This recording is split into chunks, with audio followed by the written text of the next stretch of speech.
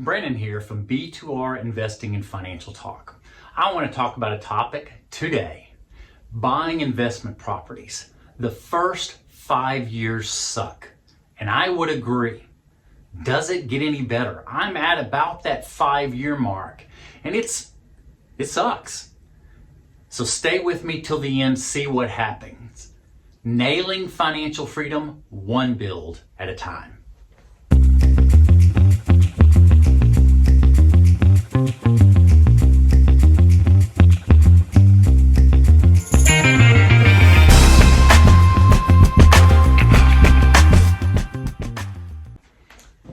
Let's get started. So let's talk about the year one and what is happening. So I've got the scenario here. I am hiding all the other years so that we focus year by year.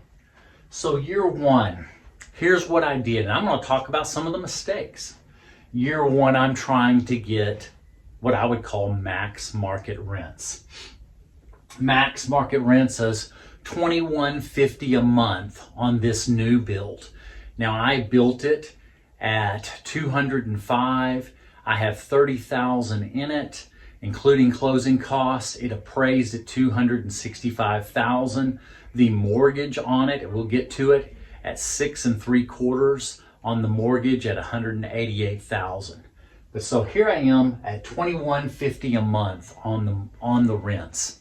Well, trying to max out and get max market rents, it was vacant for a little bit longer, and I ended up having vacancy for almost a month, or right at that month, and so I only received rents for 11 months. So the rents on this are $23,650. First year taxes, now this is here in North Texas. This is a property just outside of the city limits, so it doesn't have city taxes on it. So tax on this is $2,750. Insurance first year, $1,850. For reserves, there's not any maintenance because it's brand new, so I'm putting back reserves of around $1,900. So my NOI is $17,150. And then the mortgage, like I said, the $188,000, 6 3/4. The mortgage on it is $14,628 for a cash flow of basically $2,500 or $210 a month. And you say, why get excited about that? Even my own wife said the same thing. Not much. What's there to be excited about? And so I'm going to walk through year 5, year 7, and then I will look at year 10 and see, does it get any better? Because what we all are talking about in owning real estate investments is, this is not a get-rich-quick scheme. It doesn't feel like you're making much progress. It's a very slow slog. And then what I say is, it happens slowly, then it happens suddenly. We hope. So we'll see what the numbers say. But this is nothing to write home about. I'm making $200 a month in cash flow. And let's see where year 5 is. So there is, during year 5, there's some things that we learn. And you go from, actualizing, getting the actual property, getting into it. That first one, even though it's not phenomenal, $210 a month, it's maybe that, for a baseball analogy, it's that bunt or even just a base hit. But what makes it, and because what everybody wants is to hit a home run from the very first purchase. I think it can happen every time. And let me explain. Every time. If it's a cash flowing property, it's not about the cash flow, it's about everything else of operating the first purchase. You don't know what you don't know until you have the property. And then if you're learning and tweaking your models, your systems, your method, all that learning curve makes it the home run. After that, if you're applying what you're learning to each additional purchase, each one gets better and better, and those home runs start to come. So here I learned that I was trying to max out what the rents would be in the market. I had longer vacancy. So I made a change to becoming my rents at low market rents or low average market rents, so it's slightly below that max market, that if I had the number there, I ended up, yes, I had a little bit of vacancy, about 10 days for the year, but even though I was asking lower rent price for where the market was, I had higher revenue for the year. So here's the example. Hopefully you can see this. $2,260 at year 5 is where those rents would be at max market rents. So I put my rent at $2,195. So at $2,260, having only 11 months of rent, trying to hold out to maximize what my contract was, I received total revenue. What it would have been was $24,860.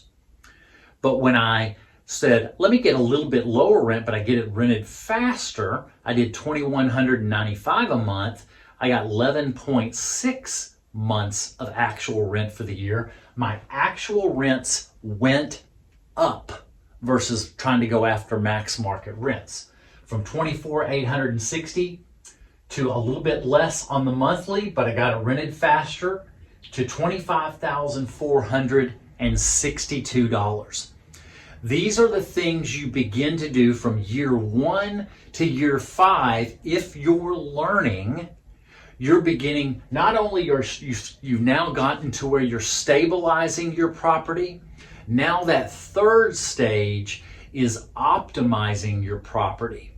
It's playing offense and defense. It's learning how to maximize the revenues, but then also looking at expenses. How do you optimize and reduce your expenses? Doing both, playing both, in the football analogy, offense and defense. So now I've optimized my rent year 5. I have learned, and this is in Texas, I don't know in other states, I've learned how to protest property tax values. I do it every year now. I've learned that as some lessons to optimize, that you go every year and protest. You going up to the appraisal district, and every time so far they've lowered it. Sometimes the first couple of times I was learning a lot, they lowered it a whole lot, and now it's just incrementally, it's gone down a little bit. So I'm not just accepting what the tax assessor says. I protest in a healthy, balanced way the values, and I've been able to lower my property tax. So I'm doing that year 5. Even though taxes had gone up, my actual tax bill has stayed just about the same, but because I didn't protest year 1, it went down by year 5. Now it's at $2,670. Same thing on the insurance. These are things that you can optimize. Is maybe you've got it at 1% or 2%, and they put a higher value on the insurance. You're learning ways to tweak the insurance to get the coverage you need for catastrophic insurance, is what I'm looking at. And I'm also making sure they don't put too high of a value, more than what I know I can replace it for. So at year 5, I got it down to $1,700. I'm having money here for reserves.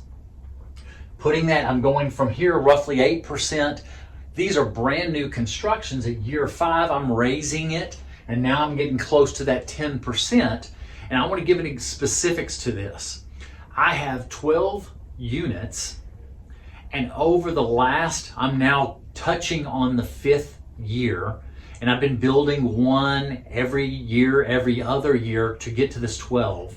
These are brand new construction. In total, I'm close to $2,800 in total expenses on the 12 units on brand new construction. That's it. So I've been able to build up lots of reserves. So on this property, this single family property, now I've got reserves of $2,500 and any other expenses. My NOI goes up to $18,592. Mortgage is staying the same. I haven't done anything. Now I have $3,964 and only $330 a month in cash flow. And you're sitting here thinking, this is part of the suck, and I'm learning, and I don't feel like I'm accomplishing anything. Maybe you're at that spot, and I think of that illustration of the fields where the guy was digging in the fields and he was just 1 or 2 shovels away from the diamonds. Am I there? I don't feel like I'm accomplishing a lot, and it is the 5 years of suck. The guys that talk about that for one rental at a time, this is what I love about them. They're telling the truth.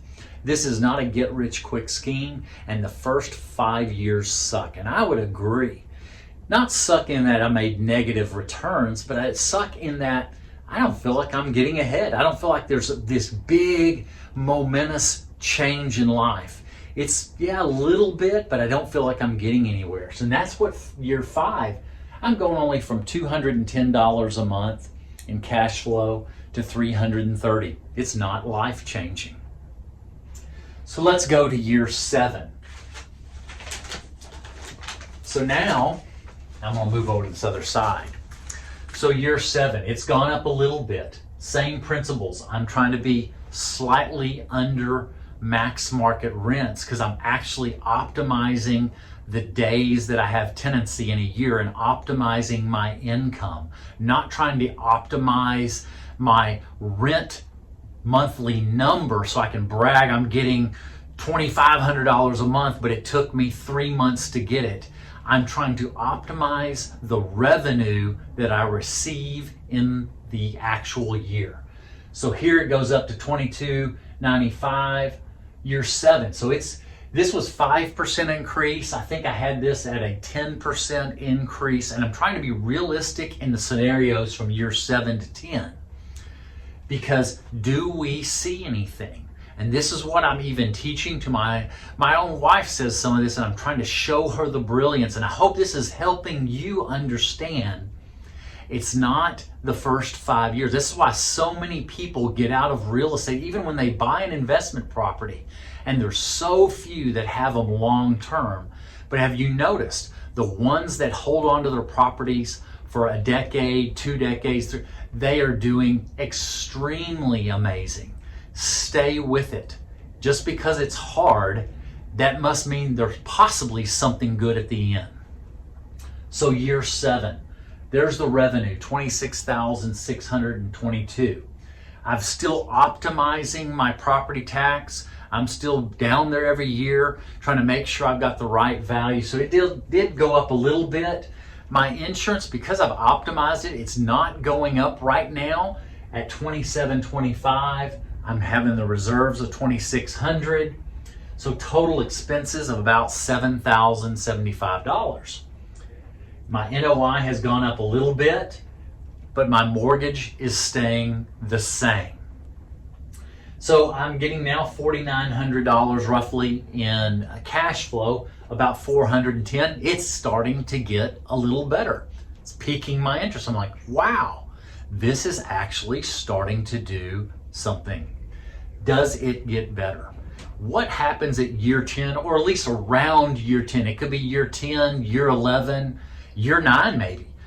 You don't know, but there are additional levers to pull at around that 10-year mark. There's the beauty of the principal pay down and the appreciation over time. It might not happen the first few years. We're in a period right now that the market is stabilizing. We had so much appreciation from 2020 to 2022. It's been kind of flat for the last 3 years, and I anticipate it'll be that way for a few more years. But I'm looking at what the 10-year trends are, and the 10-year trends are amazing. I looked at actual statistics from 1940 to today, and appreciation over the each 10-year period is amazing. And I'm going to show you that in the scenario. So at year 10, what do we do? So here, rents in a 10-year period they've gone up, and I did use a conservative number. I looked at our average here in North Texas, and it's about 18% is the appreciation on rents in a 10-year period. Well, I used 15%. So now from year 1 to year 10, but not off of max market, where that 15% of what I would say being slightly low average, we're now at 24, 25, same principle. We're getting 11.6 months, but maybe you've optimized it even more. I have a few properties I'm now getting to where I'm getting 2-year leases, and on single family, the typical tenancy, but how long they stay now is, what I'm hearing is close to 7 years. If I've got a good long-term renter, my actual revenue gets even higher, but I'm gonna still use that 11.6 months, and I'm saying I'm at $28,130. My tax bill's gone up slightly. My insurance has gone up from, I've optimized the coverages where I need to be, so I don't have over coverage insurance and paying too much for things I don't need, where the insurance company keeps raising the value more than I can replace it for so that they can make more revenue. I've seen that, so look at the coverages. I've done a 5% deductible and asking, can I go to 7%? And I know some of the insurance does 10%. I have plenty of reserves, and I want to self-insure and only cover catastrophic type insurance where it's burned to the ground. So at $1,800, my reserves are at $2,800.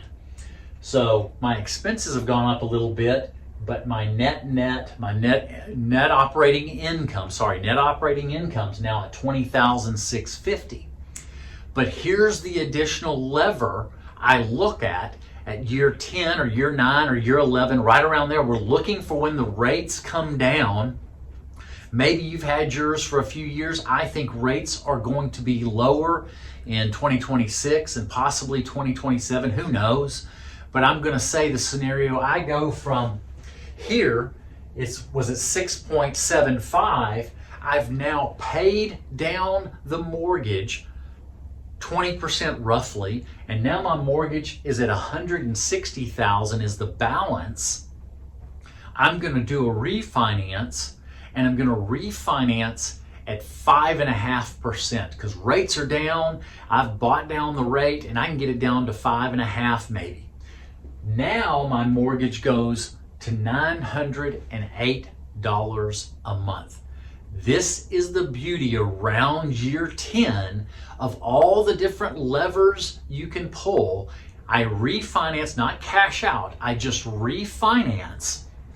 Now my mortgage amount only represents roughly 10,900, and I'm 9,700 and change in cash flow on this property, and it magically goes, because I pulled the lever of refinance when the rates are lower and it's a lower balance, I go from $400 to over $800 a month. Think of that. Now that is becoming exciting. It's not the 1 year get rich quick. We're playing the long game. Wealthy people think long term. They're thinking 1 decade, 2 decades. It's playing the long game. What would this be in 20 years? Probably double, maybe triple this number, who knows? But it goes from $200 all the way up to $800 a month on this one property. So the balance is $160. The lowest amount of appreciation over decades, from the numbers I have from 1940, the last lowest number was 30%. Well, I'm going to use a lower scenario just to be on the safe side and just say it appreciated by 25%. So I purchased it at $265,000. I had a little bit of equity because this was a build, and I had some equity on the build. I ended up with $77,000 in equity. But year 10, I'm going to use 25% appreciation over a decade. Now it's worth $331,000 and my balance is $160,000. This is $171,000 in equity. I had $30,000 in the deal. Total. $30,000 in the deal, it goes from $77,000 to $171,000 on my $30,000 actual cash in it. It's a 5.7 times return on my $30,000. Amazing. This is the power of leverage, and this is the power, the math of time. Use the math of time and inflation and appreciation and even forced appreciation to your favor. Think if you only had 5 properties, just 5, you could reach financial independence. Maybe not complete financial freedom, but definitely options and financial independence. With 5 single-family properties with this scenario is equal to almost a little over $4,000 a month in cash flow to pay the bills, and probably tax-free, plus the $171,000 in equity, you're almost at $900,000 in equity. And we were taking this scenario 5 times at $30,000, $150,000 on my scenario for me, $150,000 in actual cash in my investments, equaling almost $900,000 in wealth growth and $4,000 a month in cash flow. So the 5 years of suck, it's worth it. Push through. There are going to be challenges. If it was easy, everybody would do it. Stick with it. You might be 1 shovel, 2 shovels away from hitting those diamonds in the dirt. Hold on to it. Use the math of time. Stick with it for 10 years or longer, because it gets even better after the 10 years. I hope this helps you. Please like and subscribe to the channel. If you have any further questions, I hope by using actual real numbers of at least the first few years, I showed some real numbers, and then I projected out in a reasonable way for year 7 and year 10. I can see the amazing things that happen at year 10. Stick with it. Till next time. Later.